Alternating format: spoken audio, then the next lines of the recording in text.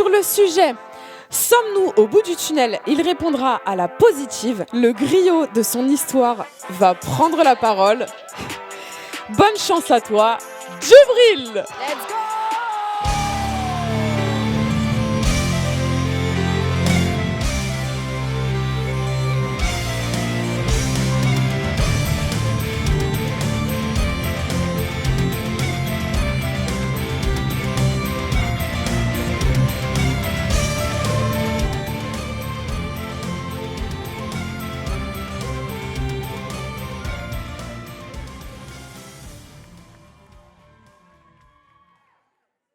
Elle est là. Je la vois. Cette lumière au bout du tunnel. Ce bout qui n'est pas si lointain. Certains ici l'ont peut-être déjà atteint sans le savoir. Ce bout, c'est la sortie du tunnel. Et ce tunnel, ce n'est pas un simple souterrain. C'est une période, une épreuve, un moment où l'on avance sans voir, où l'on cherche cette lumière qui symbolise l'espoir. Et aujourd'hui, elle est là. On est enfin proche. Oui, je vous le dis, qu'au bout de ce tunnel, ça y est, nous y est.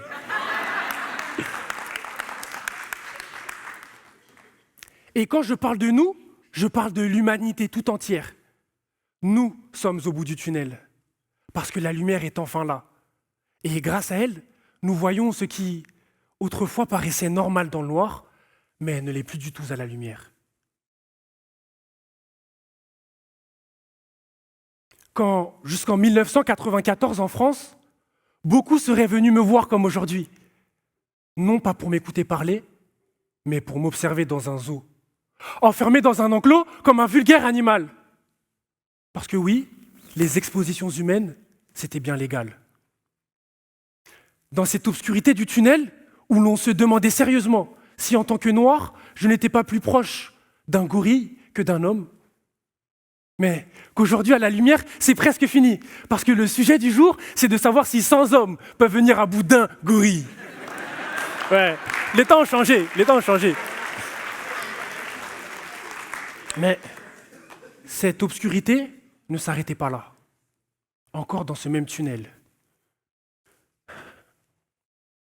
Quand, jusqu'en 1990, l'homosexualité était considérée scientifiquement comme une maladie. Et je me retrouve dans cette humanité que je décris. Quand, petit, cet ami me l'a confié. J'ai pensé à lui dire d'aller se faire soigner. Ma veste, je l'ai retournée et petit à petit, je me suis éloigné de lui. Et aujourd'hui, j'en suis désolé. Parce que j'ai compris que je me suis éloigné d'une autre part de moi. Celle de mon humanité. Mais c'est parce que j'ai appris de mes erreurs que je suis arrivé au bout de mon propre tunnel. Nous sommes au bout du tunnel parce que la lumière est là. Celle qui nous apprend qu'il faut de plus en plus s'aimer plutôt que de se détester. Qu'il faut s'unir au lieu de se haïr. Nous sommes au bout du tunnel. Même si tout n'est pas encore parfait, la lumière est proche désormais. Celle qui nous a appris à comprendre la plupart de nos erreurs. Il y a ces tunnels qu'on traverse en société. Et il y en a un, plus personnel, mais qui reste universel.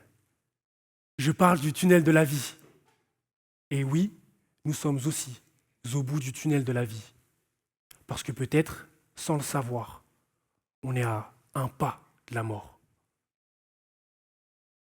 Et n'écoutons pas les personnes âgées qui nous disent de ne pas se presser, parce qu'on a tout le tunnel devant nous. Mais c'est faux. Personne ne peut savoir quand l'ange de la mort va pointer le bout de son nez. Il y a 1001 façons de mourir de manière prématurée. Surtout quand le tunnel de la vie se déforme et se transforme en tunnel de la haine. Et dans ce tunnel, la haine qu'on vous porte injustement peut vous tuer à n'importe quel moment. C'est dans ce tunnel de la haine où ils ont assassiné Samuel Paty. C'est dans ce tunnel de la haine où dans cette ville, ils ont tué Naël. C'est encore dans ce tunnel de la haine où dans cette mosquée, Abou Bakr nous a quittés, juste après qu'il ait dit « Allahu Akbar ».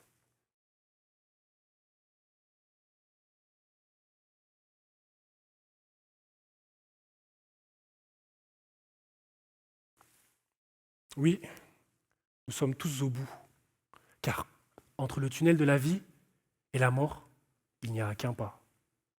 Et peut-être cette lumière qu'on voit au bout en permanence, c'est celle des anges, descendus pour nous montrer ce qui nous attend de l'autre côté.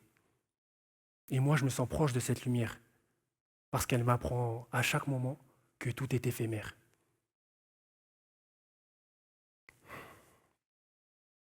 Nous sommes au bout du tunnel.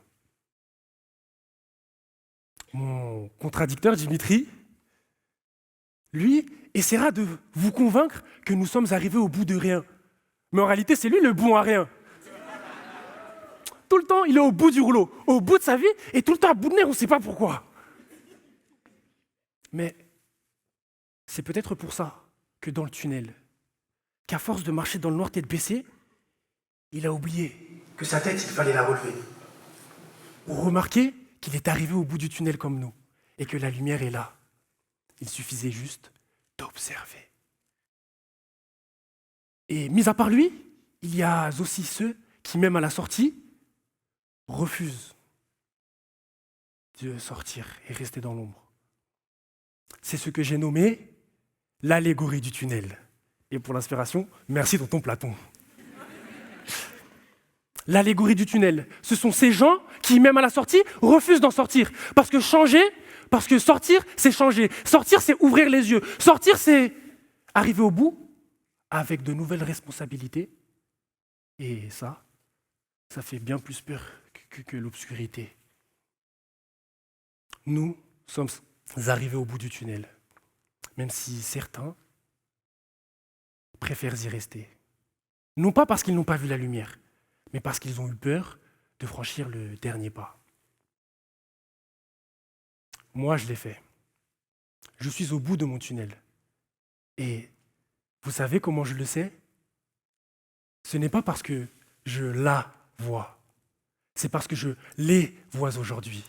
Toutes ces personnes ici faisant partie de ma vie et qui, sans eux, ce tunnel de la vie n'aurait aucun goût, que j'aurais été incapable de me relever après tant de coups. Oui, le bout de mon tunnel, ce sont mes proches au coût inestimable. Ce sont ces gens qui m'entourent et qui me soutiennent quand je vais mal. Ce sont ces gens, avec leur amour, qui, grâce à eux, je suis arrivé au bout de cette finale.